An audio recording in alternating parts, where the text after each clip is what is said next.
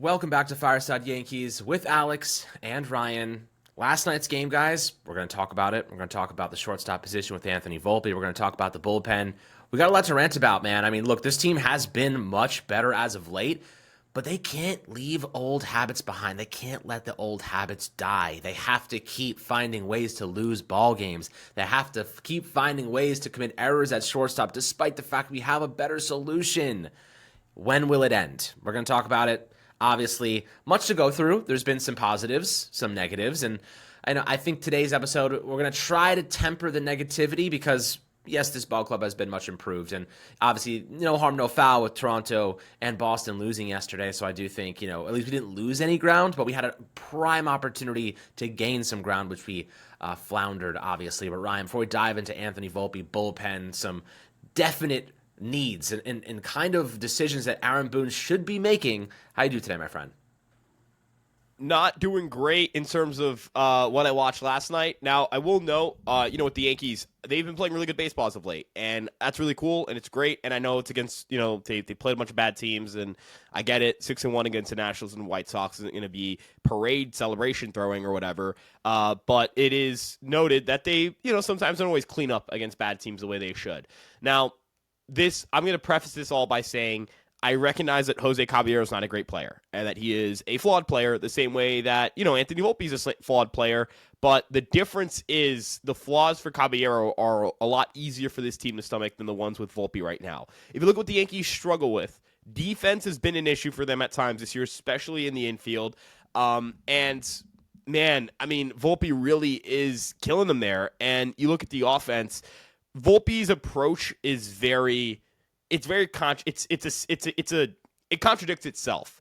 Anthony Volpe is someone who's trying to hit for power, but can't really pull the ball in the air, which is how you usually hit for power unless you have elite raw power, like a Giancarlo Stanton, like an Aaron Judge, like a Juan Soto, Shohei Ohtani, etc., etc.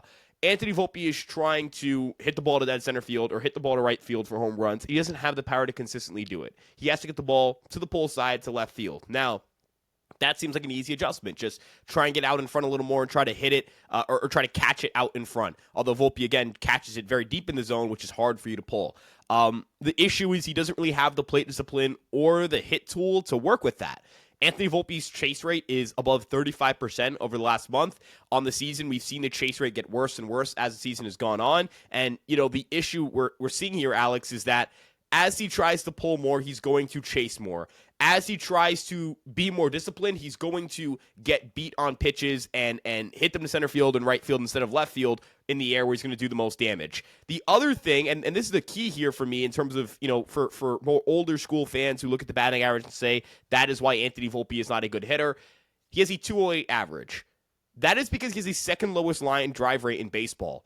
It is no mystery to me that Anthony Volpe's batting average on balls in play is really low when he is a guy who doesn't hit a lot of line drives, a guy who doesn't hit the ball in the air to his pull side, and a guy who doesn't have elite raw power. Those are all things that tend to result in a bad big league hitter, unless, of course, you have an elite hit tool, elite strikeout rates, and elite walk rates. He doesn't have either of those things. So, again, I kind of sit here and say, he's a contradiction of a hitter. He's a power hitter who doesn't really have a full sellout for power approach. He is someone trying to get on base who can't really get on base. He's someone trying to hit, have the ability to hit the ball the other way and hit for average, but he can't really do those things. He's a walking contradiction, and you have to fix that while also talking about the fact that he is having his worst defensive season ever. It has been really bad for Volpe at shortstop this year. It hasn't really gotten better. He has -1 outs above average in the month of August. He has -5 fielding run value on the season. He's just not good at anything right now. That's the issue. He's a solid base runner. That's the best trait of his game this year. And Jose Caballero brings you so much more on the bases. He's a better defender right now at shortstop. And at least in terms of OPS and OPS plus, Caballero has been a better hitter than Volpe has this year, and I'm pretty sure he has a higher OPS plus in his career, or they're very similar. So, Alex, given that the Yankees need to win baseball games, given how important this stretch is, Aaron Boone needs to make a tough decision, and I think the call has to be made. Got to make the cab call, put Caballero at short, put Volpe on the bench for now. I mean, you summed it up. He's a walking contradiction, but that's kind of the problem with Anthony Volpe, right? Is that he can't really figure out what his game really is. He doesn't have the raw, power to be this tremendous slugging prowess, slugging kind of contributor. Despite the fact he has 19 home runs this season. Is that right? He has 19 homers, which is kind of like he is trying to sell out for power in ways, but he's also forfeiting contact in a lot of ways. And I think what makes Jose Caballero at least more manageable and more like you can justify him being on the field, being in the batter's box, being the starting shortstop is that once he gets on the base paths, he wreaks havoc, right? You know that once Caballero is on base, he's probably going to get to second if he's on first. He's probably going to be a scoring run if somebody even hits a single. So like the ability for him to cause havoc for opposing pitchers, that gives him an extra bit of value that pushes him over the edge, if not already better defensively this season. So, that's what we thought Volpe would be, though. We thought Volpe would be this guy that danced on the bases and was just so dangerous, and pitchers always had to keep their eyes on him. Anthony Volpe's only stolen 16 bags this year, right? He's not even on pace to break his rookie number of 24. So what happened to him as a base runner, right? He's completely a shell of what we thought he would be in that regard. And Jose Caballero was everything we thought Volpe would be as a base runner. So, just that fact alone makes me think that, if let's say their on base percentages are similar, one of them, at least when they get on base, is doing really positive things. Caballero has been solid defensively. He is obviously been a better offensively since joining the Yankees. On the season, like you said, pretty similar stuff, but I think that Jose brings a little bit more value in other areas that Volpe just isn't right now. The at-bats yesterday were really concerning, and Boone has to make this decision, not because of yesterday's performance, because he was horrible against some of the worst opponents we played recently. You know what I mean? Everybody was killing the White Sox. And the whole Yankee offense was dominating against some of these poorer opponents. But Volpe wasn't. He was going ice cold on these games. He was not performing that well. He had a couple games here and there, a couple stretches where like, okay, like, he has a home run or, he has a double or he has a hit or a couple hits. You're like, okay, like there's life there. But why is he so inconsistent? You know what I mean? What happens from game to game where he cannot string together a couple of months, a couple of weeks of just consistent performance? One bad moment throws off a whole game for him, right? Like I watched him botch multiple routine ground balls balls that should have been double plays that extend innings. A couple days ago against the White Sox, who was it that he hit a grand slam against us because he, failed to turn a routine play and allowed more men to get on base, and then we couldn't get out of the inning? He has been the direct cause of a lot of problems for this team. I know the Yankees want to be super loyal to him, and they want to give him all this slack and ability to get out of this funk he's been in. But Ryan, the sample size has been large enough now. The sample size is too big to sit here and wait for him to snap out of it. It's not going to happen, right? This is not just a month. This is not 2 months. This is almost a full season of this now. It's about time to make a change permanently.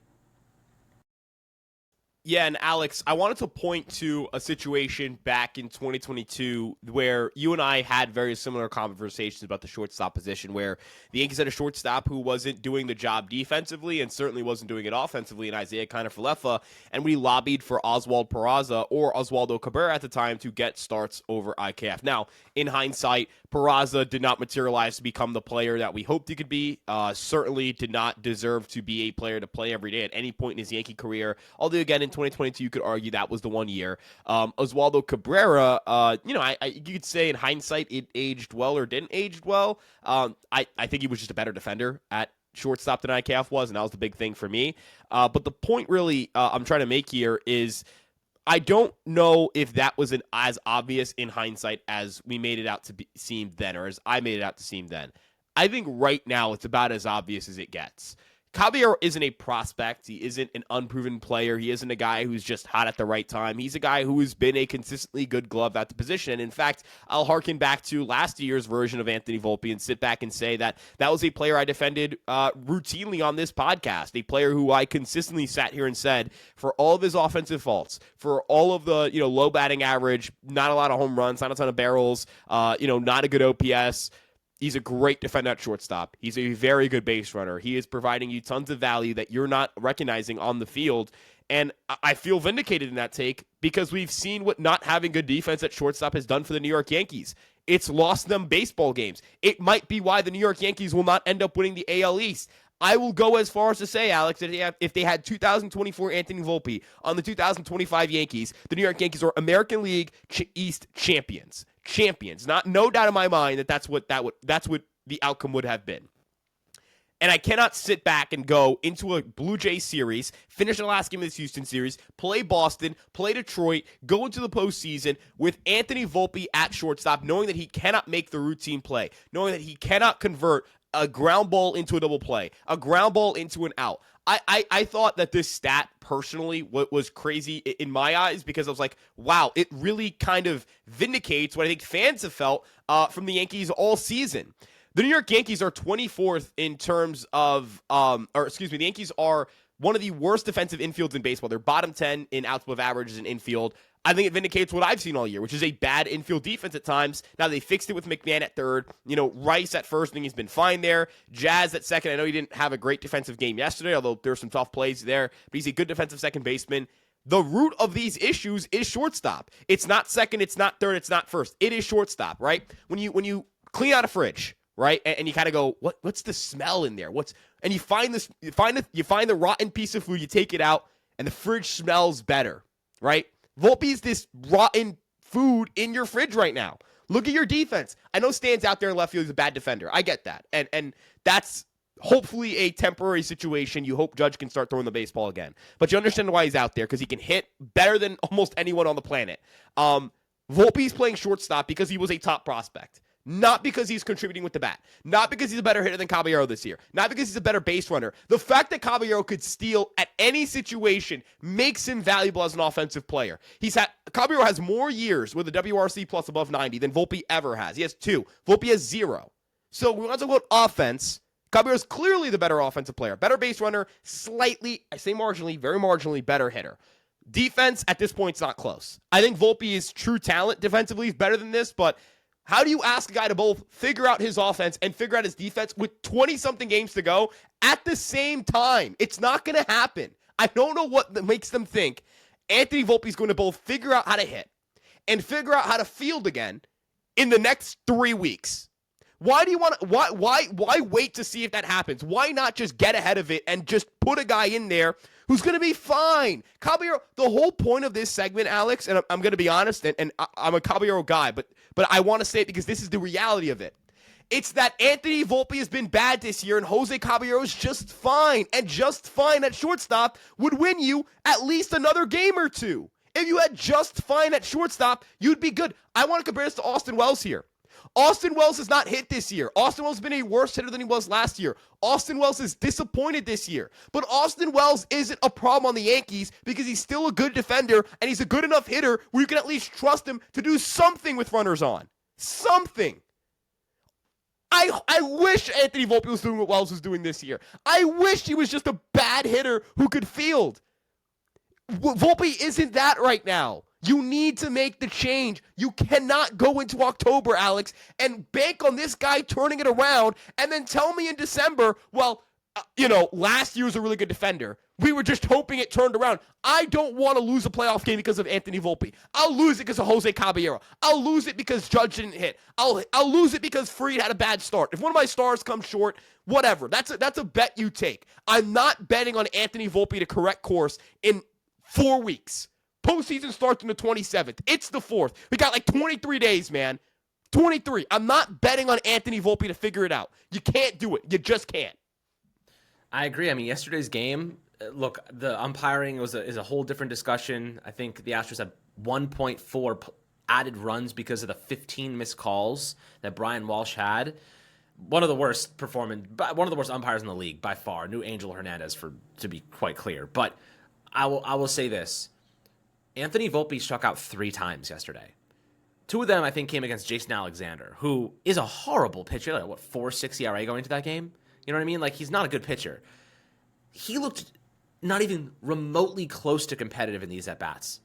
He was swinging over the top of changeups. He could not identify the fastball. He was, against Framber Valdez, he watched a 93-mile-an-hour sinker go right down the middle. Didn't even try to swing at it, right? The one that caused all the craziness. But the takeaway obviously was like, okay, like Volpe, like why are you not swinging at fastballs down the middle, man, like waist-high fastballs that you should be launching out of the stadium, right? Like, you need to attack pitches, and he is swinging aimlessly at them. He is completely useless right now in this order, and if he's not playing elite defense, which he's not even close to right now, what's the point? Like, why is he in there? I mean, guys, over the last 30 days, Ryan, he's hitting 153 with a 189 OBP, a 282 slugging rate, and a 471 OPS. These are the numbers of a player that gets demoted to AAA. These are the numbers of a player that gets demoted to AAA. The Yankees will never demote him to AAA, but I've seen Yankees play way worse than this, way better than this, and get demoted to AAA. Right? That's where we are right now. The Yankees are force-feeding us Anthony Volpe because he was hyped up as a prospect for so long, and they can't fathom the idea of just turning the page for the rest of this season to put yourself in a position to win ball games, right? They are doing the exact opposite of that. It's situational malpractice from Aaron Boone, right? Jose Caballero needs to be starting every single day moving forward. And none of this Anthony Volpe is a defensive replacement in the ninth inning bullshit, because it's a freaking fallacy that we have to continue to live through. And we're just getting started on fallacies and malpractice and dumb bullpen decisions that we're going to talk about in a second. But at this rate, I blame Aaron Boone for these decisions, right? We know Anthony Volpe's been bad this year. The stats suggested. Whose fault is it that they keep putting him in the game? It is Aaron Boone's fault. He is the one that's making these decisions. Now, there are people that will say that there's an analytical approach, or, Aaron Boone doesn't make the lineup. Other people do. Aaron Boone has the power to say, this guy is not performing well, he should be on the bench, and he is not doing this. So, yes, I blame Volpe a lot for his performance because he's the one actually doing it. But Boone is trying to force a square peg into a round hole. The malpractice of these decision-making these decisions are resulting in losses that we cannot sustain right now. Think about this. If Anthony Volpe, if that was Jose Caballero and he gets on base, just one hit yesterday, this game could look completely different. That the outing, even despite the fact that Brian Walsh was absolutely horrific, this game could have looked different, right? These decisions are hurting the Yankees. They're losing games, and I can only blame Aaron Boone for forcing Volpe in there, despite the fact he's playing the worst baseball of his career, right? He needs to figure out what the hell's going on during the offseason, right? It is September. You should not be... Think about this, Ryan. You want to know what happened to the Yankees, to Jake Bird when he didn't look so good? They put him in AAA to figure out his stuff, right? Volpe, they're experimenting with him at the worst possible time. They're forcing him into positions where he should not be playing at the worst possible time. If it was April, whatever. It's okay. It's April, May, whatever, June even. We can survive it. But September, this is on Aaron Boone, in my opinion. Yeah, and look, again, you kind of look at that situation against Okert with runners on second and third, no one out. Anthony Volpe just has to put a ball in play. And again, just can't get it done. It hurts you. And you kind of said, like, change the game. I don't think Devin Williams comes into the game if they have a one-run lead. I think he came into that game because it was tied. And I know people are not happy with the Devin Williams decisions, and I understand it. But I also understand not burning David Bednar in the eighth inning of a tied game. I get both. I get how David Bednar wasn't in that game. And I'm not saying this to completely say that there's, like, could you have brought in Tim Hill against Taylor Trammell? Yes. I think that, looking back on it, yeah, it wouldn't have been a bad idea. It's a pretty good idea, actually. Maybe even bring Ryan Yarbrough. Like, you have two lefties now. Let's maybe get a little more aggressive with when we bring in our lefties. That's a spot where you want to bring in Hill or Yarbrough. But, I mean, that one at bat changes the whole game. If they just go into the eighth inning with a lead, I promise you, David Bednar's in that eighth inning at some point. I promise you. Maybe the Yankees win that game. Maybe they just win that game. But my point is, we'll never know because that at-bat wasn't a good at-bat. And you go, well, it's against the lefty. And I've even said, well, he needs to be in the lineup against lefties. He has a 702 OPS over his last 2 months against lefties. It's not good. He has not really hit lefties as of late. So, again, I kind of just sit back and say, like, what else can you reasonably ask? What else does Anthony Volpe have to do to get put on the pine? I'm not saying it has to be permanent for next year, that next year's cut him and you let go. If they want to say, hey, we want to run it back and see if it works in 2026 before we call it quits, totally cool. Understand it. I totally get it. Not wanting to, there's not really a good shortstop class. Don't tell me about Bichette. That guy sucks defensively. I'd put him at second, but, I think Jazz is a better second baseman than he is. So, I get if the Yankees are like, we just don't want to invest in this upcoming shortstop class. Cool, got it. Definitely get it. But for right now, I want to win the 2025 World Series. I think this team can do something in October. I think any team that makes it, because there's no clear-cut front runner, can get the job done in October. But if, again, I'm not betting on Anthony Volpe in October. I look at Max Fried, look at Carlos Rodon. Great year for Rodon. Hopefully he keeps it going tonight. I look at Will Warren, and, he's put together a really strong rookie year. Nothing crazy, but just been a really solid everyday starter for us. He's making his starts, doing a job, being competitive. Cam Schutler, the heroics he's put up in his last 9 starts, really saving this rotation. What Weaver's done, I know he was bad last night, but on the season, Bednar, what he's come over and been able to accomplish. Tim Hill continuing to have a good year. Wells kind of turning it around now. The year that Rice has had, Bellinger, Grisham, Jazz, Stanton, et cetera, et cetera. For all of those players, you owe it to them to put Caballero at shortstop. You don't just owe it to the fans. You don't owe anything to the fans. The fans are not owed anything beyond if they pay for a ticket, you give them the ticket. They sit where they're supposed to sit. If you pay for gear, you give them gear, and that they get to compete every year. That is what I think the standard of what you owe them. What you owe to the players, to the guys you manage, if you're Aaron Boone, is to put out your best 9. That's all I ask. That's all I ask of my manager. Put out the best 9. Can't ask for much else. I'm not going to sit here and pretend that it's Aaron Boone's fault that Luke Weaver blew it last night, that Fernando Cruz, coupled with some bad defense, didn't get the job done. I'm not going to blame Aaron Boone for Brian Walsh being the worst umpire I've ever seen, but I'm going to blame Aaron Boone if he's not going to put Volpe on the bench and put Caballero at short. This is a double play stat I was looking for earlier. The Yankees are the 3rd worst team in baseball in terms of double play runs saved, double play runs above average. That's second base shortstop. I wonder what a big reason for that is, because I don't think it's Jazz. I'm pretty confident it's the guy who we've seen botch 1 billion double plays. 1 billion of them. And it's funny because, pull up this stat here, Anthony Volpe's a net negative on that. So I want to be a good defensive team. I want the Yankees to be good defensively. Dude, it's not going to happen defensively at shortstop, bro. Right, but that's the one position where they're really bad. I guess you could say center because Grisham hasn't been great this year. But with Bellinger and Judge in right and left, they're really good defensively there. Yes. Third, first, I feel good about first. Yep. I feel fine. Third base, excellent. McMahon. Yep. Second, you have Jazz, good. You're never going to have bad catching defense. It's shortstop. Dude, there's going to be a play in the postseason with the game on the line that gets hit to shortstop, and Anthony Volpe is going to make a mistake.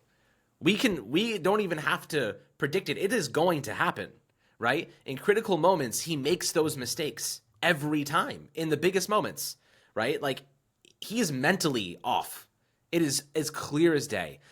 I know Aaron Boone is trying to get him into the game to mentally get over this hump so that he gains some confidence and becomes aggressive again. But I watched him botch a routine ground ball because he was sitting back on it. You know what I mean? He's not attacking the ball. The best version of Anthony Volpe that we've seen over the years is aggressive, right? He's attacking the ball. He's running into it. He's using the momentum of the ball to turn these plays.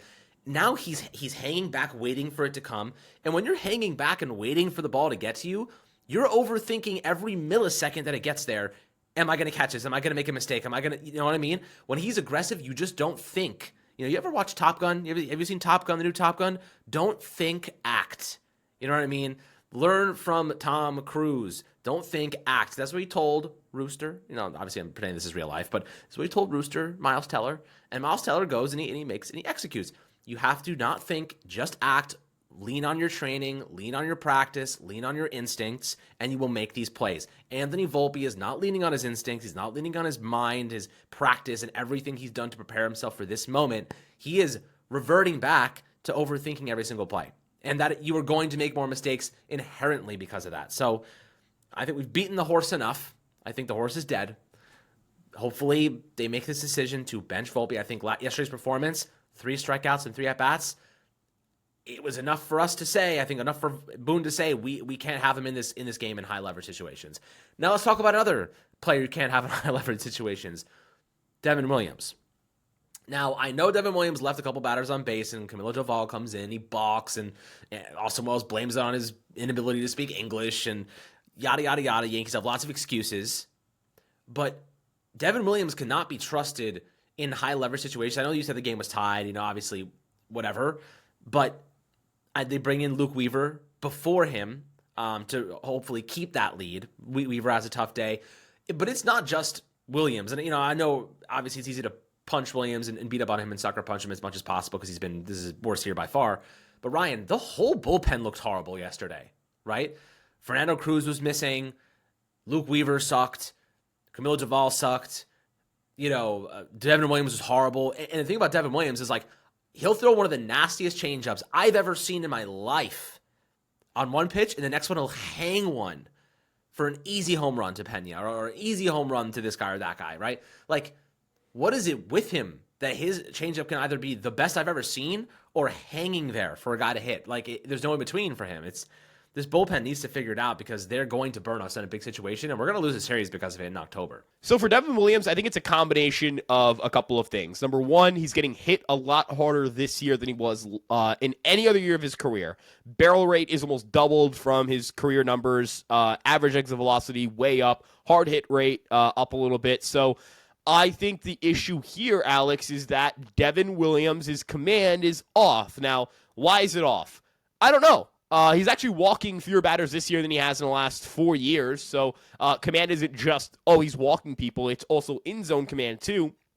There's a couple of reasons that I can, theorize about. Number one, he's a two-pitch pitcher. Maybe the league just figured out how to hit those two pitches or identify it. Totally possible.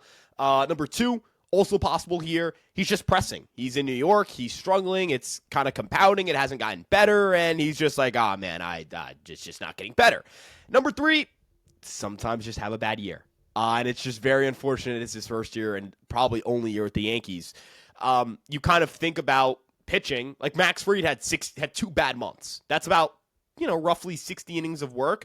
Williams is having about 60 bad innings this year. That can just happen to you. That can just happen. It's pitching. It's very volatile. Relievers are very volatile. I'd like to point to that, remember when Chad Green, 2019, was unusable, or Tommy Canley in 2018 was completely garbage, and you have to, send these dudes down, and they were just awful for them that year. It just happens. And I'm not sure what the fix is outside of for Devin Williams, not for the Yankees, because he probably won't be a Yankee, go into next year and hope for something different. Maybe work on some stuff. I don't really know. I think it's him and Camilo Doval are both in these situations where big names hope to use them in high leverage, can't use them in high leverage because they're not good right now, and you have no real clue how to fix it, and I don't know what to do. So then a weird spot to bullpen. Sometimes players do have bad stretches. I think that New York is too much for Devin Williams. I think going from Milwaukee to the bright lights of New York, mentally, I think he's compromised. You see the stuff is there, man. He ranks, 98th percentile, whiff rate 98th percentile, strikeout rate 96th, chase, something like that. This underlying metrics, like you said earlier, are really good. He just walks a lot of batters and is not consistent with that changeup anymore. So definitely, in a lots of ways, he's lost that allure. He's lost that just elite, dominant quality. Pete Alonso maybe broke him last year in the playoffs. Who knows what happened to him? But he's compromised in many ways. I think Camilo Doval, the Yankees, they are tweaking some of his pitch usage, so that could be a result of it. I think also it's just different, man. San Francisco Giants, it's a different ball game when you're pitching for the Yankees in the Bronx, man. You're playing for something this year, man. Not that the Giants aren't, but you're playing for a World Series appearance. The vibes are different. The expectations are different. I think that players are having a hard time with that. Bednar doesn't seemingly have a problem with it. Thank goodness we have him under contract for next year. He has had his moments, but mostly he's been very solid. So, it's an adjustment for a lot of players, some more mentally capable than others. I think Weaver obviously had a bad game yesterday, but mostly has been tremendous for this team for the last 2 years. Mentally, equipped to handle this type of market. Clay Holmes at times was not equipped to handle this type of market. We've seen it happen over and over again. Aroldis Chapman towards the end of his tenure with the Yankees was not equipped. He gave up on the team, and now he's the best bullpen arm in baseball this year, arguably. So it's you see guys have better success elsewhere when the lights are not as bright, and it is what it is. I agree with you. Devin Williams probably not on this team after this season unless they bring him back on a very cheap deal, which is entirely possible after a campaign like this. But I don't think he wants to be here. Like, personally, I don't think he wants to be a Yankee. So, we'll see how things progress over the course of September. We still have a month to get things right in that area. There's been flashes of competency, flashes of incompetency. We need more consistency across the board, guys. But always happy to hear your thoughts down below on Anthony Volpe and the bullpen. Big game tonight. Ryan, myself, and Sam will be at the game tomorrow. So if you're going to the game Friday, make sure to send us a message on the Fireside Yankees Instagram, and we will try to say hi and meet up with you. If you see us, make sure to say hi. Always happy to talk for a couple minutes and just connect with you guys. So really always a pleasure for us. As I mentioned, make sure to like and subscribe. Drop a 5-star review on Apple and Spotify if you are so kind. And we'll catch you guys on the next Fireside Yankees episode.